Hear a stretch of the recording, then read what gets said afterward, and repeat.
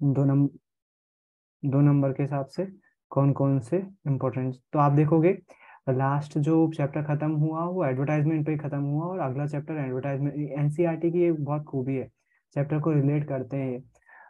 मुद्रण के जो है वो अगला चैप्टर जो शुरू हो जाता है।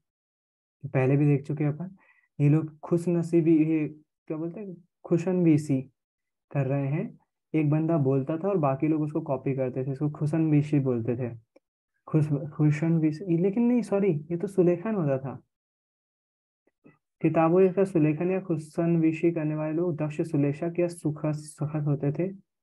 सुंदर सुडौल अक्षरों से सही सही कलात्मक लिखाई लिखते थे। खुशनबीसी कैलीग्राफी बोलते हैं, हैंड राइटिंग अच्छे से लिखना उसको। तो पहला तो क्वेश्चन ये आता है खुशनबीसी। खुश न खुश खुशनबीसी बोलेंगे या खुशनबीसी बोलेंगे? खुशनबीसी, जो भी बोलते हो, खुशनबीसी बोलो या खुश नबीसी बोलो, जो भी बोलते हो उसको जो है कैलीग्राफी बोलते थे, अच्छी राइटिंग से उसको लिखना। तो पहले जो है वो हाथ से लिखी जाती थी सब चीजें। तो चैप्टर का नाम है मुद्रण, संस्कृति और आधुनिक दुनिया। मतलब मुद्रण मतलब छपाई, छपाई कैसे स्टार्ट हुई दुनिया भर में, और वो छपाई कैसे कैसे शुरुआत हुई थी, कैसे कैसे स्टार्टिंग में लेख मिलते हैं। और इस चैप्टर, ये चैप्टर हमको सोचने में मजबूर करता है कि हम बोलते हैं महाभारत रामचरितमानस का इतिहास, आज से रामायण का इतिहास काल जो है वो 7,000 या 10,000 साल पहले माना जाता है। तो उस टाइम तो छपाई होती नहीं थी, फिर कैसे ग्रंथ वगैरह लिखे गए, वेद वगैरह कैसे लोगों ने जो है, जब अभी तो बुक है अभी लिखा हुआ है, उसके पहले कैसे लिखी गई, आज से हजारों साल पहले वेद लिखे गए। तो ये हम पे डाउट उठाता है ये वाला चैप्टर, है ना, क्योंकि छपाई तो अभी शुरू हुई है। रामचरितमानस भी तो अभी छपी है, मतलब पहले हाथ से लिखी हुई थी, लेकिन छपाई में बहुत ज्यादा चेंजेस भी आ गए उसमें। और वाल्मीकि रामायण का तो कहना ही क्या, फिर तो और पुरानी है, उसमें भी बहुत सारे चेंजेस आ गए, है ना। तो ये हमको छपाई के बारे में चैप्टर बताता है कि छपाई की शुरुआत कैसे हुई थी। हम्म। तो कुशन बेसी मतलब कि कैलीग्राफी।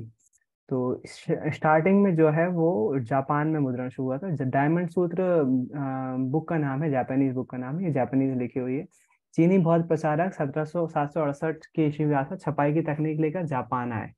सॉरी, मतलब शुरुआत चीन में हुई थी, चीन से फिर उसके बाद जापान में गई। जापान की सबसे पुरानी 868 ईस्वी में छपी पुस्तक डायमंड सूत्र है, जिसमें पाठ के साथ साथ काठ पर खुदे चित्र हैं। पाठ के साथ साथ काठ पर खुदे चित्र हैं, मतलब पाठ तो है ही, उसके साथ साथ काठ मतलब होता है लकड़ी का टुकड़ा, उस पर खुदे हुए चित्र हैं। तस्वीरें अक्सर कपड़ों, ताश के पत्तों और कागज के नोटों पर बनाई जाती थी। मध्यकालीन जापान में कवि भी छपते थे और गद्यकार भी। कवि मतलब पोयम, और गद्यकार मतलब कहानियां।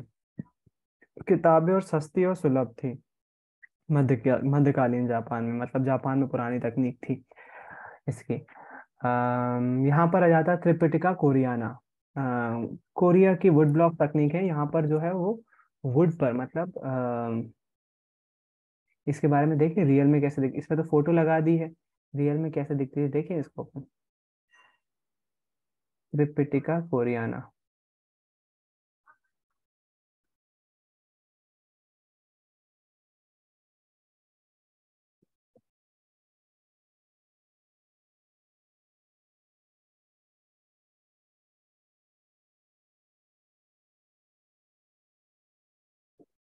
शॉर्ट में नहीं है,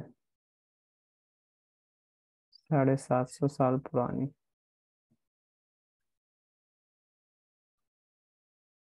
जैसे उधर कोरिया में त्रिपिटिका कोरियाना, पुराने समय में कैसे छपाई होती थी।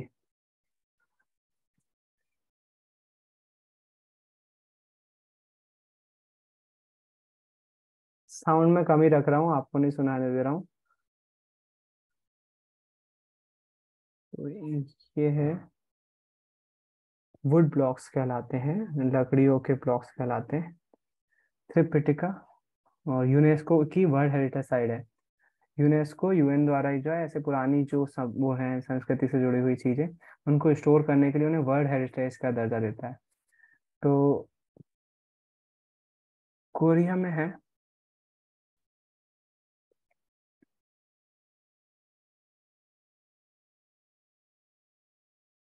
ये ऐसे लकड़ी पर ऐसा लिखा हुआ है, देखो उकेरे हो कितनी बारीक कर वो करी होगी ना, अगर छेनी हथौड़े से भी करा हुआ तो कितना बारीक लिखा होगा। लकड़ी पर है, पूरी वो करी हुई है। लैंग्वेज उन्हीं की है तो जाहिर सी बात है हमको समझ में नहीं आएगी। पूरी की पूरी वुड ब्लॉकिंग है, वुड ब्लॉकिंग करके पूरी इतनी सारी बनी हुई है, देखो चाइनीज कैरेक्टर्स मिलते हैं उस पे। तो इस प्रकार की लकड़ी की बनाई हुई पूरी, देखो कितनी सारी रखी हुई है। पुराण त्रिपिटिका कोरियाना जो है वो शांति का संदेश लिए हुए है। तो ढेर सारी बुक्स है, ज्यादा टाइम अपने पास है नहीं जो पूरा देख पाए अपन, लेकिन थोड़ा बहुत समझ में आया होगा कैसे जो है वो बुक्स बनाई गई त्रिपिटिका कोरियाना। कोरियाना वुड ब्लॉक्स 13वीं शताब्दी के मध्य में, मतलब 1250 के आसपास, है ना। उस टाइम जो है वहाँ लिखी गई कितनी सारी बुक्स, मतलब वो है पेजेस, और कितनी बारीक कढ़ाई करके रखी होगी। उसके बाद आता है कितागावा उतामारो। तो ये जो है एदो, एदो मतलब अभी जापान का, अभी वर्तमान का टोक्यो शहर, उसको एदो बोला जाता था पहले। 1753 में पैदा हुए उतामारो ने ओक्यो तैरती दुनिया के चित्र नाम की एक नई चित्रकला शैली को अहम योगदान दिया। मतलब ये चित्रकार था, उन्होंने किताब के आजू बाजू सुंदर डिजाइनिंग करी, चित्रकारी करी, कलाकार था ये, है ना। तो इसलिए कितागावा उतामारो के बारे में लिखा हुआ है। इनकी छवि प्रतियां यूरोप और अमेरिका पहुंची और माने माने मोने और वान गॉग जैसे चित्रकारों को प्रभावित किया। त्युसा- सि- त्सुताया जुजाबुरो जैसे प्रकाशकों ने विषय चुनकर कलाकारों से उनके चित्र बनाने का करार किया जाता था। तो बुक पे फिर क्या होने लगी, पेंटिंग भी होने लगी, चित्रकारी भी होने लगी, उसको इंटरेस्टिंग बनाने के लिए। यूरोप में मुद्रण का आना, अब इसका अर्थ है वेलम। 2 नंबर में पूछा जा सकता है, चर्मपत्र के जानवरों से चमड़ों से बनी लेखन की सतह, है ना। वेलम किसको बोला जाता था, जानवरों की चमड़ी पर जो है वो लिखाई का काम जब किया जाता था, तो वो वेलम कहलाता था। 1295 ईस्वी में मार्को पोलो नामक महान खोज यात्री चीन में काफी साल तक खोज करने के बाद इटली वापस लौटा। जैसा कि आपने ऊपर पढ़ा, चीन के पास वुड ब्लॉक कांच की तख्ती पर छपाई की तकनीक पहले से मौजूद थी। मार्को पोलो यह ज्ञान लेकर साथ लेकर लौटा, फिर क्या था, इटालवी भी तख्ती की छपाई से किताबें निकालने लगे, और जल्द ही ये तकनीक बाकी यूरोप में फैल गई। तो यूरोप में तकनीक कहाँ से फैली, चीन से फैली। मुद्रित किताबों को सस्ती अश्लील मानने वाले कुलीन वर्गों और भिक्षु संघों के लिए छपी किताबों के विलासी संस्करण अभी भी बेशकीमती बेलम या चर्म पर पत्र पर ही छपते थे। वो लोग इसको जो है वो बुरा मानते थे, बेकार मानते थे। तो वो लोग अभी भी चमड़े पर जो है वो, जिसको वेलम बोला जाता था, उसको जो है व्यापारी और विश्वविद्यालय के विद्यार्थी सस्ती मुद्रित मुद्रित किताबें खरीदते थे। तो उन जो बड़े अमीर लोग थे वो लोग इसको बेकार मांगते थे। जो जिनको पढ़ना है, केवल पढ़ने से मतलब है, विद्यार्थीगण वगैरह, उनको लिए अच्छी थी भाई, सस्ती थी उनके लिए।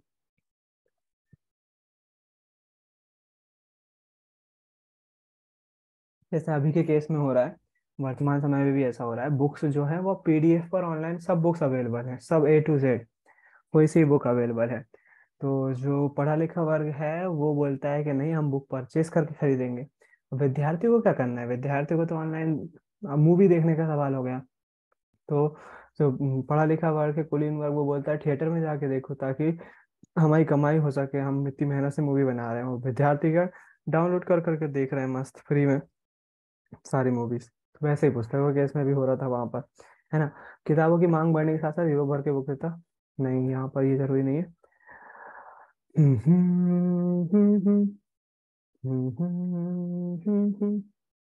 कोरिया की जिग्जी, क्योंकि ऑब्जेक्टिव नहीं आना, नहीं तो ऑब्जेक्टिव जबरदस्त भरमार थी इस पे। मूवेबल मेटल टाइप के साथ बुद्धित दुनिया की सबसे पुरानी मौजूदा पुस्तकों में से एक है। मूवेबल मेटल टाइप मतलब कि मेटल के अक्षर बने हुए थे, उसको जमा जमू के जो है पूरा लाइन तैयार की जाती थी और उसको छाप देते थे फटाफट। तो मेटल के जो है वो शब्द बना दिए गए हैं, बस उसको इकट्ठा जमाया, शब्द बनाए गैप कर करके, और फिर उसका उसको छापते चले गए। तो वो पहली ऐसी पुस्तक थी जो मूवेबल मेटल टाइप प्रिंटिंग से बनी, जिग्जी कोरिया की, है ना। इसमें जैन बौद्ध धर्म की मुख्य विशेषताएं हैं। पुस्तक में भारत, चीन और कोरिया के लगभग 150 बौद्ध भिक्षुओं का उल्लेख किया गया है। इसके 14वीं शताब्दी के अंत में मुद्रित किया गया था। पुस्तक का पहला खंड उपलब्ध नहीं है, दूसरा खंड फ्रांस की नेशनल लाइब्रेरी में उपलब्ध है। खंड चीन कोरिया का है, वर्णन भारत, चीन और कोरिया का है, और बुक कहाँ रखी हुई है, पहला खंड तो गुम गया है, दूसरा खंड जो है वो फ्रांस में रखी हुई है, कब्जा अंग्रेजों का, यूरोपियों का। यही कारण है कि इसे 2001 में UNESCO memory of the world register में अंकित किया गया है। सब दूसरों का लेके बैठे हैं ये लोग। 15वीं सदी की शुरुआत में यूरोप में बड़े पैमाने पर तख्ती की छपाई का इस्तेमाल करके कपड़े, ताश के पत्ते, छोटी मोटी टिप्पणियों के साथ धार्मिक चित्र छापे जा रहे थे। जाहिर है किताबें छापने के लिए इससे भी तेज और सस्ती मुद्रण तकनीक की जरूरत थी। ऐसा छपाई की नई तकनीक के आविष्कार से हुआ जो 1430 में दशक में स्टेनबर्ग के यूहान गुटेनबर्ग ने अंततः कर दिखाया। तो आखिरकार गुटेनबर्ग की तकनीक बनी, और शायद मैंने वीडियो दिखाया है इसका कैसे गुटेनबर्ग प्रेस काम करती थी।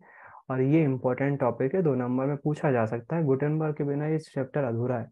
सबसे पहले प्रिंटिंग प्रेस जो थे वो गुटेनबर्ग ने बताया। गुटेनबर्ग कौन था, सबसे कॉमन क्वेश्चन होगा अगर आता है तो। गुटेनबर्ग के पिता व्यापारी थे। वह खेती की एक बड़ी रियासत में पल बढ़ कर बड़ा हुआ था। वह बचपन से ही तेल और जैतून पेरने की मशीनें देखता आया था। तेल और जैतून पेरने की मतलब पेरना मतलब होता है, आपने कोल्ड वाली वो मशीन तेल निकालते हैं मूंगफली से, घुमाते जाते हैं, मैंने वीडियो दिखाया होगा। घुमा तो जैतून का तेल भी उसी तरह से मशीनों से निकाला जाता था, उसके घर में होता था, वो देखते रहता था। बाद में उसने पत्थर पर पॉलिश करने की कला सीखी, फिर सुनारी, और अंत में उसने शीशे को इच्छित आकृतियों में गढ़ने की कला सीखी। तो ये महारत हासिल कर ली, और अब इस सब जितना भी उसने सीखा ना, स्किल्स गेन करी, इन सब को मिलाकर प्रिंटिंग प्रेस बनाई उसने, है ना। जैतून के तेल को जो है वो कैसे निकाला जाता है, फिर उसके बाद पत्थर पे पॉलिश कैसे की जाती है उसको चिकना बनाने के लिए। उसके बाद सुनारी जो होते हैं ना, सुनारी मतलब बारीक डिजाइनिंग, ताकि अक्षर, सोना सबसे मालूम है तन्य धातु है, उसकी बारीक डिजाइनिंग की जा सकती थी। तो पेजों पर डिजाइनिंग करने के लिए वो बहुत अच्छी चीज थी छपाई के लिए। उसको सोने की डिजाइन बना लो और फिर उसके बाद उसको छाप सकते थे आसान। शीशे को इच्छित आकृतियों में गढ़ने में शीशे को इच्छित आकृति में कर लो, सील जैसी बना लो, छापते जाओ। अपने ज्ञान और अनुभव का इस्तेमाल उसने नए आविष्कार में किया। जैतून प्रेस ही प्रिंटिंग प्रेस का मॉडल या आदर्श बना, और सांचे का उपयोग अक्षरों की धातुई आकृतियों को गढ़ने के लिए किया गया। गुटेनबर्ग ने 1448 तक अपना यंत्र मुकम्मल कर लिया था। मतलब मतलब मध्य 15वीं शताब्दी में, अर्थात 1448 तक गुटेनबर्ग ने प्रेस बना ली थी। उसने जो पहली किताब छापी थी वह थी बाइबल, ईसाई धर्म ग्रंथ। तकरीबन 180 प्रतियां बनाने में उसे 3 साल लगे। 180 कॉपी बनाई उसने 3 साल में, जो उस समय के हिसाब से काफी तेज था। पर यह नई तकनीक हाथ से किताब छापने की तकनीक की जगह पूरी तरह से नहीं ले पाई। शुरू शुरू में तो छपी किताबें अपने रंग रूप और साज सज्जा में हस्तलिखित पांडुलिपि जैसी दिखती थी। धातुएं अक्षर हाथ की सजावटी शैली का अनुकरण करते थे। हाशिए पर फूल पत्तियों की डिजाइन बनाई जाती थी और चित्र अक्सर पेंट किए जाते थे। अमीरों के लिए बनाई गई किताबें छपे पन्नों पर हाशिए की जगह बेल बूटों के लिए खाली जगह छोड़ दी जाती थी। हर खरीदार अपनी रुचि के हिसाब से डिजाइन और पेंटर खुद तय करके उसे संवार सकता था। मतलब ये केवल छापने का काम कर दे रहा है, उसको रंगाई वगैरह का काम अपने हिसाब से करवा सकते थे। तो ये है वो गुटेनबर्ग प्रेस, रियल वाली दिखाई है आपको कैसे छपती थी वो। करीब 100 सालों के दरमियान यूरोप के ज्यादा देशों में छापेखाने लग गए थे जर्मनी के प्रिंटर प्रेस, मतलब प्रिंटिंग होने लगी थी। आपने पढ़ा है। प्लाटेन क्या होती है, 2 नंबर में पूछा जा सकता है। लेटर प्रेस छपाई में प्लाटेन एक बोर्ड होता था जिससे कागज के पीछे दबाकर टाइप की छाप ली जाती थी। पहले ये बोर्ड काठ का होता था, बाद में ये स्टील का बनने लगा। तो पेज जिस पे रखा जाता था उस पे छाप प्राप्त की जाती थी, उसको प्लाटेन बोलते थे, है ना। 2 नंबर में आ सकता है प्लाटेन शब्द। कंपोजिटर कौन होते थे, छपाई के लिए इबारत कंपोज करने वाला व्यक्ति। जो छप रहा है ना पेपर में, उसको कंपोज करने के लिए, कंपोज मतलब कि ये शब्द ऊपर होना चाहिए, ये नीचे होना चाहिए, इस एक लाइन में इतने शब्द होना चाहिए, इसमें गैप इतना कम करो, इसमें गैप ज्यादा कर दो, है ना। गैली क्या होती थी, धातुई फ्रेम जिसमें टाइप बिछाकर इबारत बनाई जाती थी। तो गैली मतलब एक इबारत बनाई जाती थी, मतलब कि जो हेडिंग होती है, जो उसको बनाना पहले से फिक्स कर लेना ताकि छपाई में आसानी हो। बाएं सिरे से गैलीज तैयार किए जा रहे हैं। अगले हिस्से में कंपोजिटर काम कर रहे हैं, ये लिख रहे हैं, ये गैलीज तैयार कर रहे हैं, राइटिंग, ताकि वो छाप सकें इस पे। वर्ड बने हुए रखे हैं पहले से। मुद्रण क्रांति और उसका असर। नया पाठक वर्ग, कैसे नया पाठक वर्ग तैयार हुआ। अम, छापे खाने से आने पहले एक नया पाठक पाठक वर्ग पैदा हुआ। छपाई से किताबों की कीमतें गिरी। किताब की हर प्रति के उत्पादन में जो वक्त और श्रम लगता था वह कम हो गया, और बड़ी तादाद में प्रतियां छापना आसान हो गया। बाजारी किताबों से पट गई, पाठक वर्ग भी बेहतर होता चला गया। बेहतर मतलब कि बड़ा होता चला गया। किताबों तक पहुंच आसान होने से पढ़ने की एक नई संस्कृति विकसित हुई। अब आम लोग मौखिक संसार में जीते थे। वे धार्मिक किताबों को वाचन सुनते थे, गाथा गीत उनको पढ़कर पढ़कर सुनाए जाते थे। किससे भी अनफॉर्चुनेटली हमारे यहाँ अभी भी बुक्स हैं तो छप तो रही हैं, लेकिन लोग बाग पढ़ना नहीं चाहते हैं। यूरोप में कब हो चुका था, भारत में अभी तक आया नहीं है, बहुत कम लोग पढ़ रहे हैं बुक्स अभी भी, है ना। तो आप 8वें अध्याय में देखेंगे वे तन्हाई में खामोशी में पढ़ने के आदी नहीं थे। छपाई क्रांति के पहले किताबें न केवल महंगी थी बल्कि उन्हें, सीधी सी बात है। हाँ, नए शब्द। गाथा गीत क्या होते हैं? शराब घर क्या होते हैं? लोकगीत का ऐतिहासिक आख्यान जिसे गायक कर सुनाया जाता है तो उसे हम गाथा गीत बोलते हैं। लोकगीत मतलब कि जैसे हरदौल की कथा सुनाना, तो वो गाथा गीत हो जाएगा। शराब घर वह जगह जहाँ लोग शराब पीने और दोस्तों से मिलने और विचार के लिए आते थे, उन्हें शराब घर कहा जाता है ना। हाँ, धार्मिक विवाद और प्रिंट का दर। अब ये जो हमारे इसमें विवाद के बारे में जिक्र आता है वो कैथोलिक, आपको मालूम है ना, ईसाई धर्म दो वर्गों में बटा हुआ था, कैथोलिक और प्रोटेस्टेंट। तो जो कैथोलिक होते थे वो बाइबल जो लिखा हुआ है वैसा के वैसे ही मानते थे, और प्रोटेस्टेंट जो है वो धर्म को सुधार की दृष्टि से देखते। वो धर्म भगवान तो मानते थे लेकिन इसमें सुधार की जरूरत है, ये जो बाइबल में लिखा है वो भगवान ने लिखा है, ऐसा बात होती थी। तो अब इसमें जो है वो दोनों के बीच लड़ाई मतभेद हो जाता था। जो धार्मिक प्रवृत्ति के लोग थे वो बोल रहे हैं आप कुछ भी छाप रहे हो धर्म के बारे में, ऐसा थोड़ी ना होता है कुछ भी छापोगे।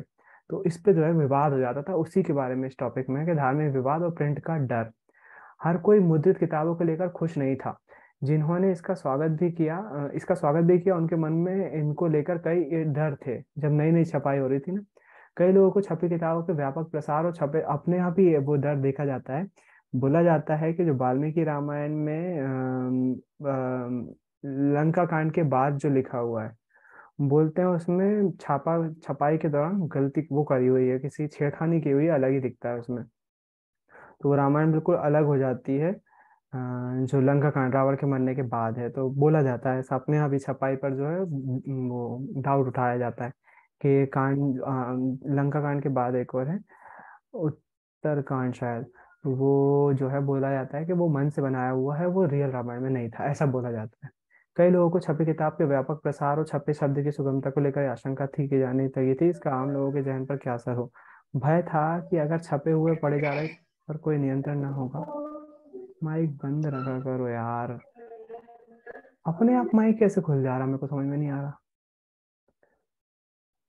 अगर ऐसा हुआ तो मूल्यवान साहित्य की सत्ता ही नष्ट हो जाएगी। धर्मगुरु और सम्राटों तक तथा कई लेखकों एवं कलाकारों द्वारा व्यक्त की गई चिंता व नवमुद्रण। अनिकेत क्या कर रहा है? अनिकेत यादव, अपने आप कैसे माइक खुल जा रहा है तेरा भाई? इसी में इसी में नाम आता है धर्म सुधारक मार्टिन लूथर किंग का, है ना। ये जो है वो बहुत ज्यादा प्रोटेस्टेंट थे, और कैथोलिक जो है वो उसकी आलोचना करते थे। तो धर्म सुधारक मार्टिन लूथर किंग के बारे में पूछा जा सकता है कौन से धर्म से थे। ईसाई धर्म में प्रोटेस्टेंट धर्म थे। कैथोलिक चर्च से जो भी मान्यताएं थे ये उसका बुराई वो करते थे, विरोध करते थे कि बाइबल में ये चीज गलत लिखी हुई है और इसमें सुधार की जरूरत है। इसके कारण से बहुत ज्यादा लड़ाई होती थी। इनकी एक छवि विटेनबर्ग के गिरजाघर के दरवाजे पर टांगी गई। इसमें लूथर ने चर्च के शास्त्रार्थ के लिए चुनौती दी। जल्द ही लूथर के लेख बड़ी तादाद में छापे और पढ़े जाने लगे। इसके नतीजे में चर्च में विभाजन हो गया और प्रोटेस्टेंट धर्म सुधार की शुरुआत हुई। कुछ ही हफ्तों में न्यू टेस्टामेंट के लूथर के तर्जुमे अनुवाद की 5,000 प्रतियां बिक गई और 3 महीने के अंदर दूसरा संस्करण निकालना पड़ा। प्रिंट के प्रति तहे दिल से कृतज्ञ लूथर ने कहा, इसमें इंपॉर्टेंट बात है, मुद्रण ईश्वर की दी हुई महानतम देन है, सबसे बड़ा तोहफा। कई इतिहासकारों ने का ख्याल है कि छपाई के नए बौद्धिक मतलब प्रोटेस्टेंट जो थे वो धीरे धीरे बढ़ने लगा था। जो मार्टिन लूथर किंग थे उनको लोग बाग पढ़ने लगे। तो वो जो है वो हो गया, मतलब उनका फेमस हो गए वो। कैथोलिक जो थे वो बाइबल में जो लिखा हुआ वही सही है, वही बोलते थे वो। प्रोटेस्टेंट धर्म सुधार के बारे में आ सकता है। 16वीं सदी में यूरोप में रोमन कैथोलिक चर्च में सुधार का आंदोलन। मार्टिन लूथर प्रोटेस्टेंट सुधारकों में से एक थे। इस आंदोलन में कैथोलिक ईसाई मत के विरोध में कई धाराएं निकली। तो प्रोटेस्टेंट धर्म सुधारक क्या थे? वो जो पारंपरिक कैथोलिक ईसाई समाज था उनकी कुरीतियों का विरोध करते थे वो। जो पारंपरिक ईसाई समाज में कुरीतियां व्याप्त थी उनका विरोध करते थे, और जो है वो उसमें सुधार चाहते थे, इसलिए उनको जो प्रोटेस्टेंट धर्म सुधार बोला गया। ईसाई में एक जाति बन गई एक तरह की। मुद्रण और प्रतिरोध। ऐसे धर्म विरोधी विचारों को दबाने के लिए रोमन चर्च ने जब इक्विविजेशन, धर्म विरोधी को दुरुस्त करने वाली संस्था शुरू की, तो मेनोकियो को 2 बार पकड़ा गया और आखिरकार उसे मौत की सजा दे दी गई। तो इक्विजिशन क्या थी? धर्म अदालत, विधर्मियों की शिनाख्त करके सजा देने वाली रोमन कैथोलिक संस्था। तो ये लोग जो है वो धर्म विरोध करने लगे जो लोग थे उनको सजा देने लगे, इधर तो जान से ही मारने लगे। धर्म के पास ऐसे पाठ और उस पर उठाए जा रहे सवालों से परेशान रोमन चर्च के प्रशासकों ने पुस्तक विक्रेताओं की कई तरह की पाबंदी लगाई। अब ये लोग परेशान हो गए थे, कुछ भी छाप रहे हो आप धर्म के बारे में, इसलिए जो है उन्होंने बहुत सारी पाबंदियां लगा दी गई। यहाँ पर ये भूत वगैरह हैं जो द मैकडर डांस, बेबस नाच, 16वीं सदी की तस्वीर में छपाई का खौफ किस नाटकीयता से पेश किया जा रहा था। व्यंग है एक, जो छापा रहे थे ना उसमें, किताब का डर, लातिन के विद्वान और कैथोलिक धर्मसभा इरेस्मस, जिसने कैथोलिक धर्म की जातियों की आलोचना की पर लूथर से भी उनकी दूरी बनाए रखी, प्रिंट को लेकर आशंकित था। तो इसमें इरेस्मस के विचार लिखे हुए हैं। किताबें भिनभिनाती मक्खियों की तरह है, दूसरा कौन है कोना जहाँ ये नहीं पहुंच जाती, हो सकता है जहां तहाँ एक आध चीजें पहुंच भी जाए। तो इरेस्मस के विचार ये हैं। ऑब्जेक्टिव बनता था इस पे, लेकिन आना नहीं है। इरेस्मस के विचार लिखिए पुस्तक संस्कृति पर। तो ये धर्म सुधारक था, और हालांकि मार्टिन लूथर के भी साथ नहीं देता था, लेकिन बहुत ज्यादा कैथोलिक धर्म की जातियों की आलोचना भी करता था, और मार्टिन लूथर का जो है समर्थन भी नहीं करता था। तो वो किताब को भिनभिनाती मक्खियों की तरह है, दुनिया का कौन सा कोना है जहाँ ये नहीं पहुंच जाती, हो सकता है जहाँ तहाँ एक आध जानने वाली चीजें भी बताएं, लेकिन इसका ज्यादा हिस्सा तो विद्वता के लिए हानिकारक ही है। बेकार ढेर है, क्योंकि अच्छी चीजों की भी अति अति हानि भी हानिकारक होती है, इससे बचना चाहिए। दुनिया को सिर्फ तुच्छ चीजों से ही नहीं पाट रहे, बल्कि बकवास बेवकूफ सनसनीखेज धर्म विरोधी अज्ञानी और षड्यंत्रकारी किताबें छापते हैं, और उनकी तादाद ऐसी है कि मूल्यवान साहित्य का मूल्य ही नहीं रह जाता। तो उसने किताबों के भविष्य पर एक तरह से सवाल खड़े कर दिए। पढ़ने का जुनून, अभी आधा चैप्टर खत्म हुआ है, आधा चैप्टर बाकी है। आज 24 तारीख हो चुकी है, 25 को खत्म हो जाएगा आपका चैप्टर, है ना। और मेरे ख्याल से 25 से आपको हिंदी पढ़ना भी स्टार्ट कर देना चाहिए, आपके पेपर के लिए तैयार रहना चाहिए। बच्चों की संख्या कम हो गई है, 13 थे, 8 बचे हुए हैं, जो कि ये दिखा रहा है कि अब बहुत हो रहा है, अति हो रही है। अब आपको सोशल साइंस में रेस्ट की जरूरत है, मतलब हिंदी की जरूरत है। कल और आखिरी क्लास रहेगी, ये चैप्टर खत्म करके अपन आप लोग अपनी हिंदी की तैयारी कर सकते हो, सारी रख सकते हो। अगर हिंदी में कुछ की जरूरत है तो आप कल बता दीजिएगा, मैं कंटिन्यू कर लूंगा, लेकिन मुझे लगता नहीं है कि जरूरत होगी। आज के लिए इतना ही रखते हैं, कल आखिरी बार फिर से मिलेंगे। उम्मीद है कुछ नया सीखा होगा। बाय, गुड नाइट, चाहिए होते सभी को। Good night good night. भैया।